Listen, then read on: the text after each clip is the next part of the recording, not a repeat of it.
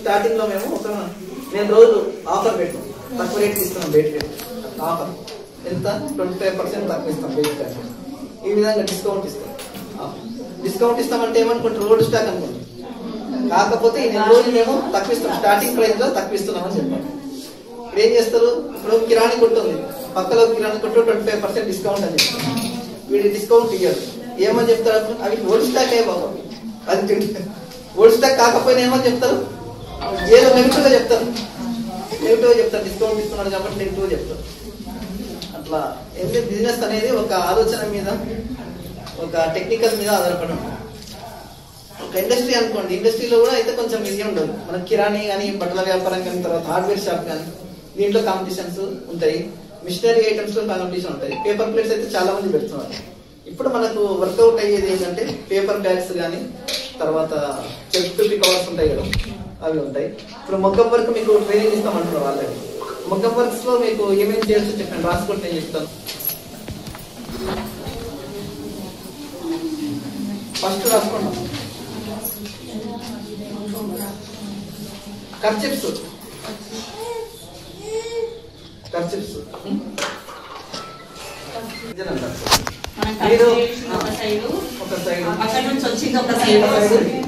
తర్వాత పేమెంట్ ఇస్తే లెడ్జర్ మీకు ప్రపంచంగా ఇది నేర్చుకోండి. ఫస్ట్ ఈ స్టార్టింగ్ లో ఒకటే వస్తాం, లెడ్జర్ అవసరం లేదు. బిజినెస్ డెవలప్ అయినప్పుడు అప్పుడు లెడ్జర్ వస్తుంది. బాగా డెవలప్ అయింది అనుకోండి, అప్పుడు లెడ్జర్ అవుతుంది. ఇప్పుడు వరకు అయితే ఇది ఇంతవరకే అవుతుంది, మీరు నేర్చుకోండి. దీంట్లో ఇంకేమైనా డౌట్స్ ఉన్నాయా మీకు? అడగండి. డౌట్స్ ఏమైనా ఉంటే అడగండి, చెప్పమ్మా. అర్థమైందా? ఫస్ట్ కాలం లేదు, క్యాపిటల్ అమౌంట్ ఎవరిది? క్యాపిటల్ అమౌంట్ ఎవరిది? మనం పెట్టుబడి పెట్టాం.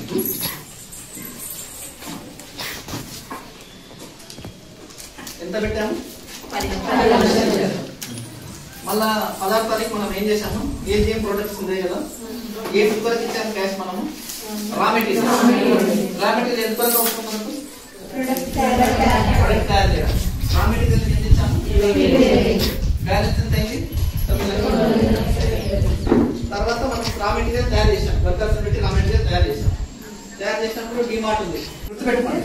డెబిట్ అంటే పేమెంట్, మన నుంచి పోయింది క్యాష్ పోయింది.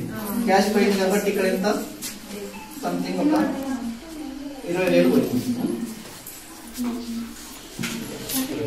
20,000 పోయింది. 20,000 క్యాష్. ఇంకా బ్యాలెన్స్ ఏం లేదు కదా. తర్వాత రిమార్క్స్ కూడా ఏమన్నా ఉంటే మనకు పెండింగ్ ఉంటే ఇక్కడ రిమార్క్స్ రాసుకోవాలి. అంటే క్యాష్ తర్వాత ఇచ్చి మళ్ళీ ఏమన్నా మన డీటెయిల్ గా చూపడానికి రిమార్క్స్ రాసుకోవాలి. క్యాష్ కొంచెం ఇచ్చాం, కొంచెం ఇవ్వలేదనుకో, ఇంకా పెండింగ్ ఉంది కొంతమంది రాసుకోవచ్చు రిమార్క్స్. తర్వాత సెకండ్ పార్ట్, మనకు ఒక ఆర్డర్ వచ్చింది, ఏమి సప్లై చేయమని. ఒక సూపర్ మార్కెట్ వాళ్ళు మనకు ఆర్డర్ ఇచ్చారు. సూపర్ మార్కెట్ డిమార్ట్ అనుకోండి. డిమార్ట్ వాళ్ళు ఏమని, వాళ్ళకు ఒక 200 పేపర్ ప్లేట్స్ కావాలని ఇచ్చారనుకోండి. పేపర్ ప్లేట్స్ ఇవ్వాలి. ఏ దాంట్లో వస్తుంది? వచ్చారు credit book, credit book number లో ఉంటుంది. బిల్ బుక్ ఉంటుంది కదా, రిసిప్ట్ బుక్ ఉంటుంది కదా, పేమెంట్ బుక్ కదా, రిసిప్ట్ బుక్ నెంబర్ ఉంటుంది. దీంట్లో వచ్చేసి పేమెంట్ టీ అని పెట్టుకోండి.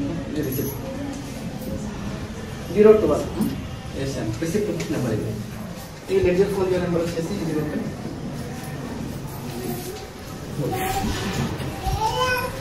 అమౌంట్ వాళ్ళు వేసారు అంటే క్రెడిట్ అయితే క్రెడిట్ ఎంత వేసారు? 15,000 వేసారు. 15,000 వేసారంటే మనకు